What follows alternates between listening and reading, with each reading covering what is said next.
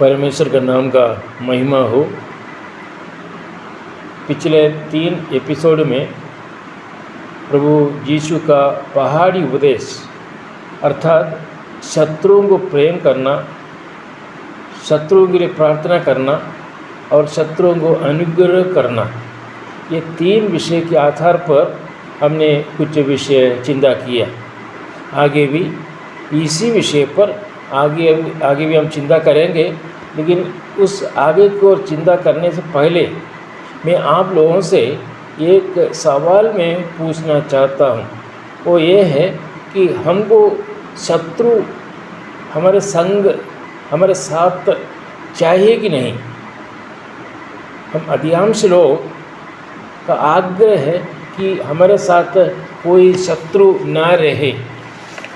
शत्रु हमारे साथ रहने के लिए हम नहीं चाहते हैं, बल्कि अगर आग्रह उस प्रकार रहने से भी हमारे घर पे या हमारे समाज में, हमारा कलीसिया में अनेक तरह का शत्रु लोग हम प्रतिदिन हम देख पाते हैं। हमारे घर में हमारे बंधुओं के साथ हो या स्वामी पति पत्नी या बच्चा माँ बाप इत्यादि अनेक विषयों में तर्क वितर्क करके एक शत्रुता मनोभाव सहित हम रहते हैं। इसलिए हम लोग सोचते हैं और उस समय हम चाहते भी हैं कि ऐसा कोई विषय हमारे संग ना रहे। ये हमारा आग्रह है। देखिए, पहले मैं पूछना चाहूँगा, प्रभु यीशु को शत्रु लोग थे कि नहीं? सबसे अधिक शत्रुओं को यीशु के सामना करना पड़ा। बल्कि प्रभु यीशु का शत्रु का अगर हम तुलना करें, हमारे जीवन में ऐसा कोई शत्रु नहीं है, लेकिन प्रभु यीशु को सामना करना पड़ा ऐसा शत्रु लोग, जो लोग उनके साथ खाना खाया, जो लोग उनके साथ घूमा फिरा, जो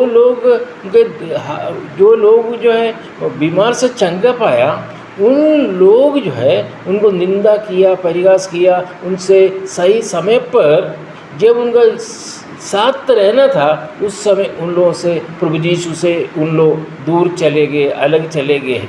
कितना वेदनाजनक है। ये शत्रुता का एक मनोभाव नहीं है ये लोगों के साथ, शिष्य लोगों के साथ। ये शत्रु लोग जो प्रभु यीशु मसीह के पास थे कि नहीं? अगर हम दूसरे तरीके से सोचिए, अगर प्रभु यीशु का कोई शत्रु नहीं था तो एक क्रूस उठाने का, क्रूस पर मरने का कोई ज़रूरत नहीं था। क्रूस पर मरने का या क्रूस उठाने का या यरूशलेम वीधि से लेकर गोलगोता पहाड़ तक गेदसमनी और जाने का, ये सब विषय जो है वो ताड़ना, पीड़ना, वेदना, उनको असहनीय वेदना के साथ उनको जाना पड़ा। ये सब कुछ कारण जो है शत्रुओं की वजह से है।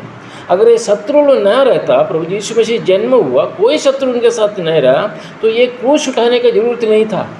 प्रभु यीशु के स्थान अनेक शत्रु लोग थे।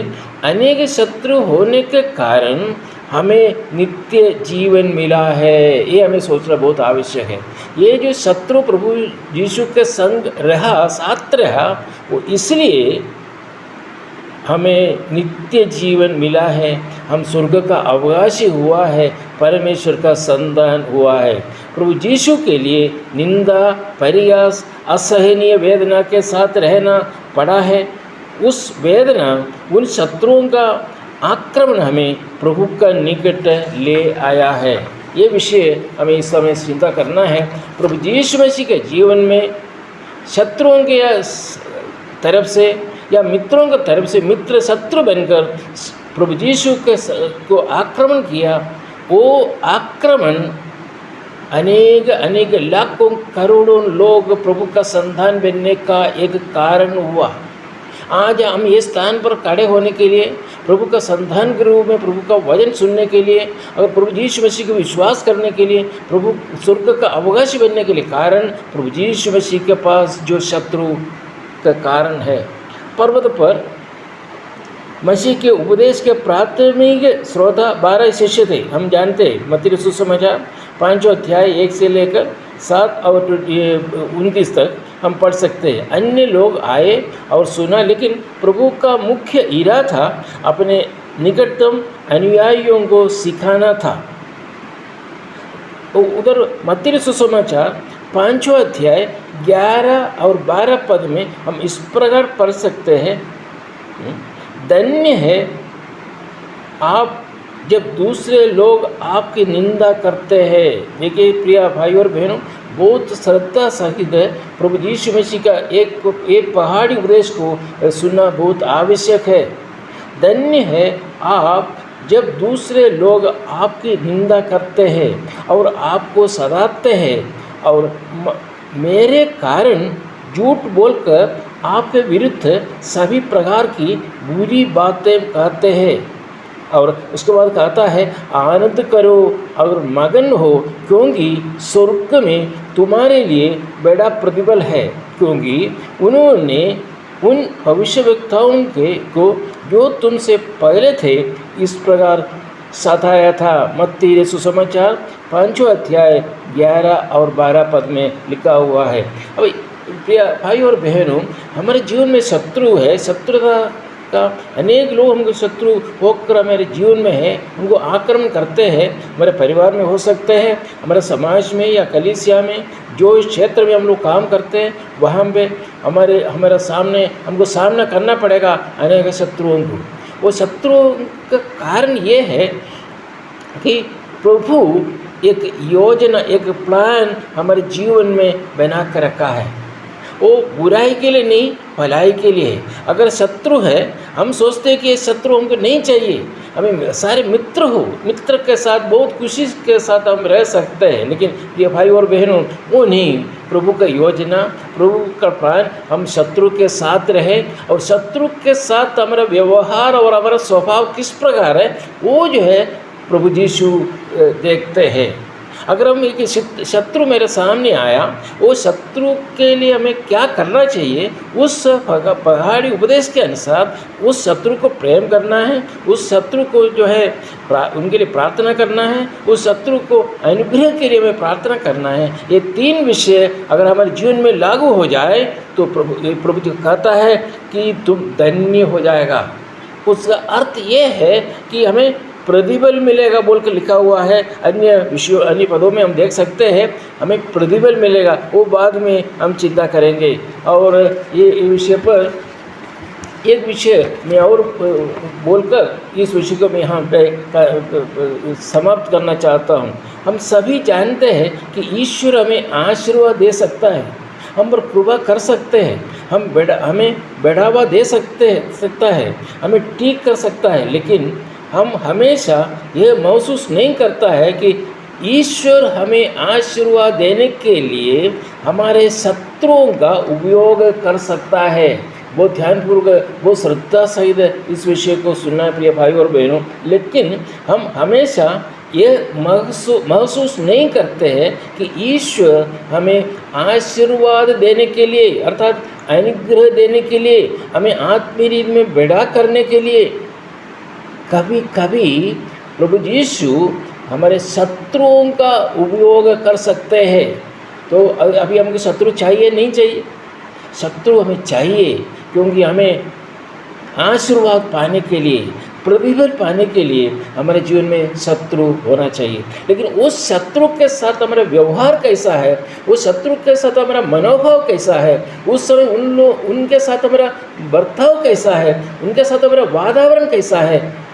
अगर एक गाली देकर 2 गाली वापस दे, वो नहीं प्रिय भाई और बहनों, उसमें हमें आशीर्वाद मिलेगा नहीं।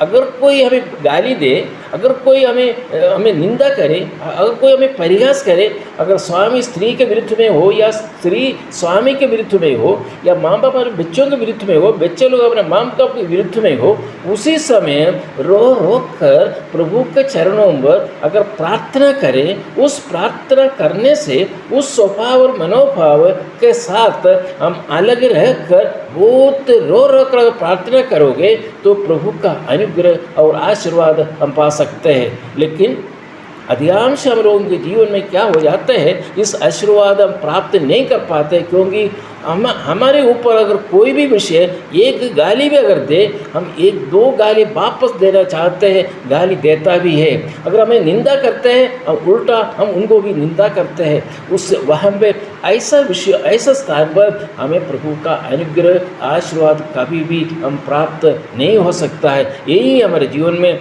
अनुग्रह का अनुग्रह लेकर प्रभु यीशु मसीह अनुग्रह हमारे पास भेज रहा है, लेकिन हमारा घर का दरवाज़ा के अंदर तक नहीं आ पा रहे, क्योंकि हमारा स्वभाव, हमारा मनोभाव शत्रुओं के प्रति अलग है, प्रभु का इच्छा के अनुसार नहीं है। आगे देखिए, आप जो सोचते हैं वह निराशा है। एक व्यक्ति जो चला गया, एक मित्र जिसने आपको धोखा दिया, एक सहकर्मी जो आपको बुरा दिखाने की कोशिश कर रहा है, आपको ये पसंद नहीं हो सकता, लेकिन आप उनके बिना अपने भाग्य तक नहीं पहुंच सकते हैं।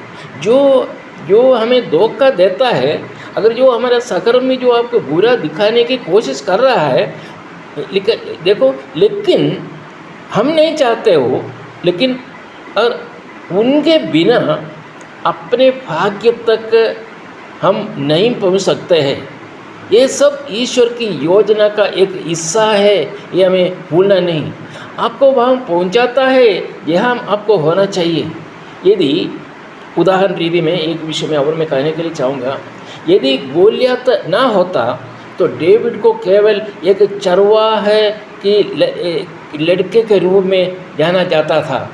अगर ये गोलियत वहाँ आया, गोलियत चैलेंज किया, और इस्राएल राष्ट्र में, इस्राएल राज्य में और कोई नहीं था, ये सब विषय का कारण एक विषय था कि डेविड को, दावीद को राजा बनाने के लिए। अगर गोलियत ना रहता, ऐसे कि शत्रु ना रहता, तो कभी भी दावीद ये अपना भेड़ बकरियों को छोड़कर ये स्थान पर नहीं आता, और कभी भी वो राजा नहीं बन सकता था। हमेशा के लिए वो एक चरवाहा बन सकता है। प्रिय भाई और बहनों, हो सकता है कि हमारे सामने कोई गोलियत हो, उस गोलियत प्रभु का इच्छा के अनुसार, प्रभु का बिना सम्मति में वो गोलियत हमारे सामने नहीं आएगा। वो बहुत बड़ा शत्रु है, लेकिन वो शत्रु हमारे सामने है, वो शत्रु में आक्रमण करने के लिए आ रहा है। लेकिन उस आक्रमण करने से क्या है कि प्रभु यीशु हमें उस चरवाहे से, हम जो स्थिति में आज है उस स्थिति से हमें ऊपर बढ़ाना चाहते हैं। यदि गोलियत ना होता, देखिए प्रिय भाई और बहनों, यदि गोलियत ना होता तो डेविड को केवल एक चरवाहे लड़के के रूप में जाना जाता। गोलियत को डेविड के रास्ते में रणनीतिक रूप से रखा गया था, उसे हराने के लिए नहीं, गोलियत को हराने के लिए नहीं, देखो गोलियत को हराने के लिए नहीं, बल्कि उसे बढ़ावा देने के लिए। गोलियत के बिना डेविड कभी सिंहासन नहीं ले पाता। अपने दुश्मनों के बारे में शिकायत ना करें, यहाँ तक झटका लग सकता है, लेकिन वास्तव में ये ईश्वर द्वारा आपको आपके सिंहासन पर पहुंचाने के लिए एक व्यवस्था है। प्रिय भाई और बहनों, हमें शत्रु क्यों हमारे जीवन में कई लोग शत्रु लोग हमको निंदा करते हैं, परिहास करते हैं, हमको मारने के लिए आते हैं, हमें बहुत कुछ हमारे विरुद्ध में कहते हैं जो हम कभी नहीं सुना, कभी नहीं जानते। ऐसा विषय हमारे विरुद्ध में अनेक लोगों को कहते हैं। उस समय प्रभु का पहाड़ी उपदेश ना भूलिए, पहाड़ी उपदेश के अनुसार उस व्यक्ति के लिए प्रार्थना करें, उस व्यक्ति को लिए प्रेम करें, उस व्यक्ति को अनुग्रह करें। ये 3 विषय हमारा उस समय हमारा जीवन में अगर लागू करें तो प्रभु, मैं कहने के लिए चाहूँगा, चरवाहा से हमें सिंहासन पर उठाने के लिए प्रभु चाहते हैं। हमें उसी के लिए हमें प्रभु की योजना है, वो प्रभु का एक सिंहासन पर पहुंचाने के लिए एक व्यवस्था उन्होंने हमारे लिए रखा हुआ है। प्रभु का बाइबल में लिखा हुआ है कि प्रभु यीशु कभी भी भलाई के लिए छोड़कर बुराई के लिए नहीं करता। अगर कोई बुराई होकर हम सोचते हैं कि ये बुराई मेरे जीवन में क्यों हुआ, ये सब विषय क्यों हुआ, ये जो विषय लोग मैं कुछ भी गलत नहीं किया फिर भी मेरे विरुद्ध में लोग कह रहा है, मेरे नीचे लोग जो मेरे विरुद्ध में कह रहा है, मेरा माँ बाप मेरे विरुद्ध में कह रहा है, मेरा स्वामी मेरा स्त्री मेरे विरुद्ध में कह रहा है, मेरे बच्चे लोग मेरे से दूर हो गया, ये सब विषय हम एक दुख के साथ हम बोलते हैं। लेकिन एक विषय जानना है, अगर एक दावीद भेड़ बकरियों को चरा कर जो जंगल में रहने वाला डेविड, अगर ये गोलियत अगर ये शत्रु ना होता तो कभी भी वो दावीद राजा बन नहीं सकता था, और वो हमेशा वो चरवाहा होकर रह जाता, वो कभी भी वो एक सिंहासन पर नहीं आ सकता था। हाँ, ये प्रिय भाई और बहनों, हमारे जीवन में भी हम उस शत्रुओं, इसीलिए प्रभु कहता है शत्रुओं को प्यार करो, शत्रुओं के लिए प्रार्थना करो, शत्रुओं को अनुग्रह करो। कारण क्या है? प्रभु जानते हैं, एक थोड़ा सा मुश्किल का विषय हम भी जानते हैं कि ये एक शत्रु के लिए प्रेम कर सकते हैं, प्रार्थना कर सकते हैं, उनका सामने जाकर उनको अनुग्रह कैसे करेगा? एक असंभव विषय बोलकर हम सोचते हैं, लेकिन प्रभु कहता है कि तुम्हारे लिए असंभव है लेकिन मेरे लिए संभव है। उस विषय को, उस स्वभाव का, हमारा उस प्रभु का पहाड़ी उपदेश का जो विषय जो दिया हुआ है, उस विषय के आधार पर हम चलें तो प्रभु हमें कुछ, हमारे जीवन में प्रभु कुछ करना चाहते हैं, हमें कुछ बड़ा करना चाहते हैं, हमें प्रभु हमें बहुत कुछ करना चाहते हैं हमारे जीवन में। आइए प्रिय भाई और बहनों, उसके लिए थोड़ा प्रभु को मौका दे। बस इतने चाहते हैं कि जो शत्रु हमें आक्रमण करने के लिए आते हैं, उस शत्रु के सामने हम उनके लिए प्रेम करें। वो सुनकर प्रभु के चरणों पर रो कर प्रार्थना करें, प्रभु जी इस आदमी के लिए, इस आदमी को अनुग्रह करो, इस आदमी को उनका जो विषय उनका क्षमा करो, ये विषय प्रार्थना करो। प्रभु सब हमारे जीवन में प्रभु अनुग्रह करेगा, आशीर्वाद करा। आगे दिनों में और भी इस विषय के आधार पर और भी हम थोड़ा चिंता करेंगे। प्रभु सबको प्रभु का अनुग्रह और आशीर्वाद हो, प्रभु का नाम का महिमा हो। आमीन।